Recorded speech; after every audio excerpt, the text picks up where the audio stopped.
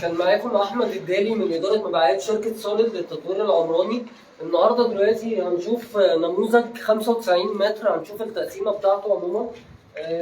ده باب الوحده عموما. اول ما بدخل من الوحده بيبقى فيه حمام، تمام. بعد كده بيبقى عندي الريسبشن بتاعي، المطبخ بيبقى امريكان على الريسبشن.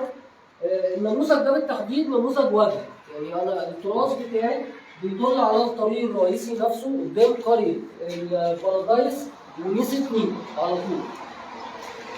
طيب وبعد كده البحر طبعا زي ما حضراتكم شايفين، البحر واضح معايا. انا هنا على فكره في دور تاني فعلا، بس البحر رؤيته كويسه جدا زي ما حضراتكم شايفين، لانه وضحنا في الفيديو اللي فات ان احنا اعلى من مستوى الطريق الرئيسي نفسه، تمام. بالنسبه للشواطئ برضه انا حابب اتكلم في نقطه، ان احنا بنوفر للعملاء بتاعتنا 3 شواطئ على فكره مدى الحياه بدون مقابل، وده بند صريح في العقد. عندي شاطئ في سيدي كرير، وعندي شاطئ في سيدي عبد الرحمن، وعندي شاطئ في الكيلو 64 في وش القريه هنا لو مش حابين نبعد بعيد عن المنتجع عموما.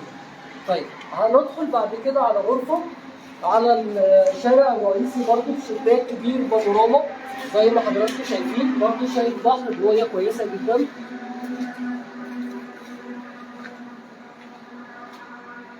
تمام. وبعد كده بندخل على غرفه ثانيه، يبقى انا عندي النموذج دوت 95 متر، غرفتين، ريسبشن، مطبخ امريكان وحمام.